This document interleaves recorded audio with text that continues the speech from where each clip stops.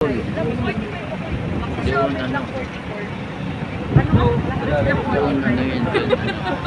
magkaanar ka kasi si mami mo kaya. Dito din siya, ibang real lang siya. Sabi ni mami. Ipapakita natin kaya ate yun. Pero ibang real tour. Ipapakita lang natin. Wala din yung si Ricky, yung pisang ko. Nag-aalok ng ganyan paliliit niya. Ang liit, sobra liit. Kaya na titignan natin pa. Hindi mo na. Malaki na. Malaki na.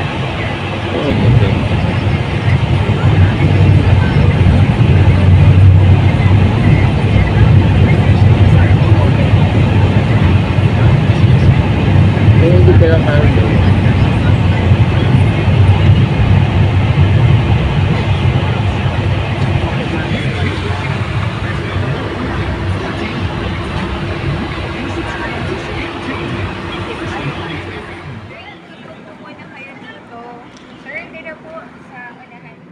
Nagtakong-takong po kasi ko today kaya ayun.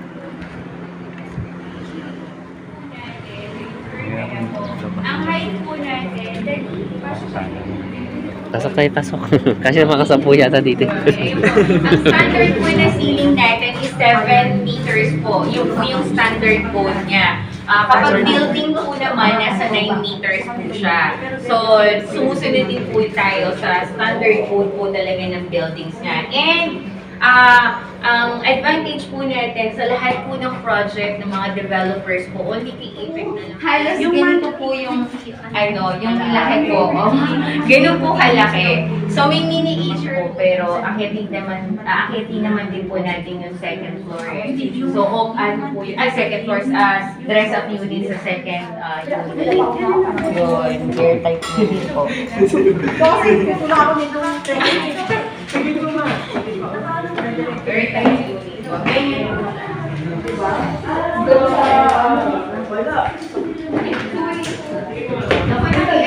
Nakita mo na din po.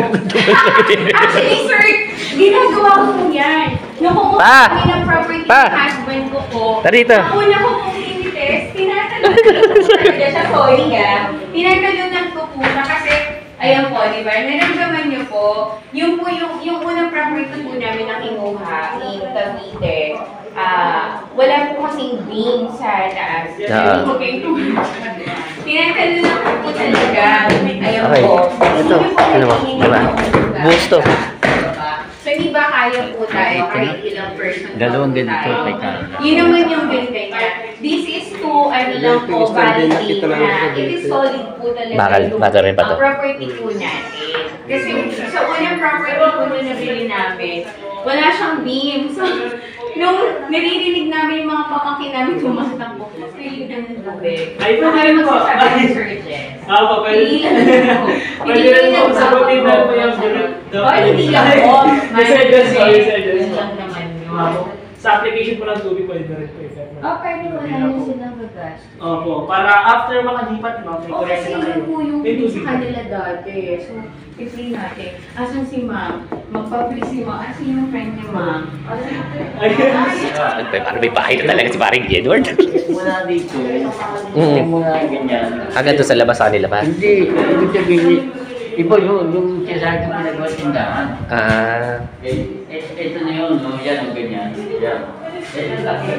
Yung tindahan. Yung ginawa talaga. Iba pa yung bahay, Ay, tara, pa.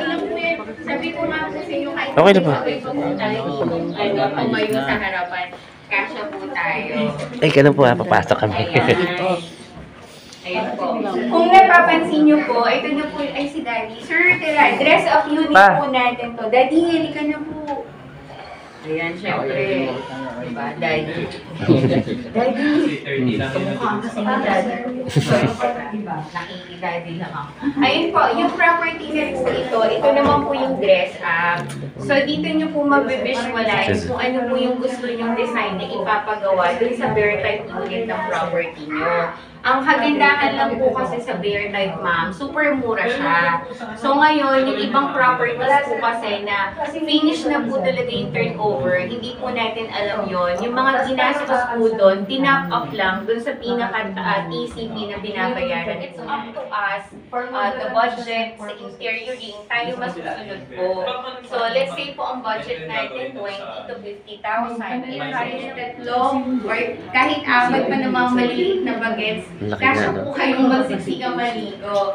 And for those big people naman po na, let's say, dalawa, tatlo na, I mean, hindi naman sila nagsasabay, pero they can accommodate po talaga. It's your preference Ito ng yung interioring paano. Pag nagawa na. And also po, gusto ko lang pong i-share sa inyo itong ginawa ng architects namin. Ito pong taas, di ba po beam po yan? Walaan niyo po kung ano yung nilagay dyan. Tape. Very good po. Binili po. Di ba? Napaka-cozy and at the same time, napaka-less ng tawag dito ng gastos na ginawa niya. Pero it looks cozy po and expensive at the same time. So, pwede niyo po yung kuhain idea kapag magpapa-interior po kayo ng property. Yun po. And then sa taas po, dun po sa Arrow Town, you can create 2.7 meters. Malaki pa rin po talaga yung magiging space niya po. Pwede pong mag-create ng up to 3 rooms pa po.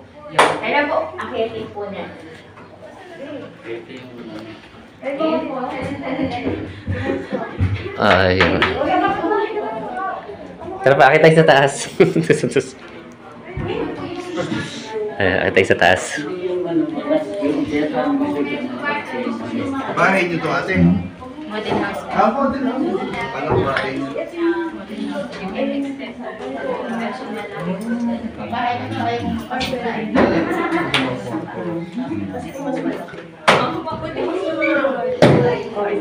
Opo, sobra po. Basta may own property tayo.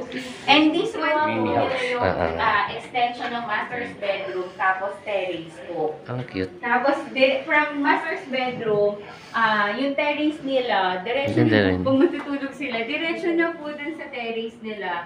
Yung parang pag magbe-breakfast po sila, ganun po ka-cozy. So, it's up to us po talaga kung paano natin lalagyan ng interioring nung... Tapos may cabinet pa. No? Wow, ganda. Ganda na pagkakayos, guys. So, meron siyang cabinet dito sa loob. Tapos dito na yung budget, maging wise po tayo. Ganda. Let's say, unahin natin yung taas, yung kwarto, yung baba. Pwede po Ganun. yun. So, it's up to us po talaga. Ay, And then po, ano pa po ba? Sa ano po, sa monthly payment po, may scheme. May tanong pa po. Iba na rin yata pag ganitong gastos. Ano, sa payment po, baka po, magtanong po kayo. Dati na. Ay, opo, ma'am. You can, put there your clothes, mga personal belongings, lahat, ganun po. Magpinsan po. Ay, my friends. May tanong po kayo. Ngayon, sir, thank you. Sa nga natin. Ito, natitipid yung developer. Tita Hermie, binuksan ko yung ilaw. Tita, sorry, nakialam ako. Charot lang, tita. May tanong po kayo, sa payment scheme po, ang down payment po natin kay Arrow Town po, I think more or less nasa 3,000. So, very affordable. Believe me po, nakwento ko to kay Mame, nabanggitin po ni Sir Jess na nasa sasakyan kami. Yung price po nito nung nag-start, tanong niyo po, same price po nang nag-start si Arrow Town. Ngayon po, ang price po nito nasa almost 1.2 plus million, 1.250 million. And during the pandemic po, 1.250 halos million. ipamigay po nila to sa mga tao kasi yung mga nung ongoing construction siya dahil nawalan ng trabaho yung mga tao po, binitawan nila. pero generous enough po yung developer, pinareconstruct yung payment po nila kasi mag-RF po na po sila. Nung hindi talaga nakayanan ng iba, start sunod, pero hindi niya tinuloy. Ngayon, ayaw niya nang masayang yung pagkakataon.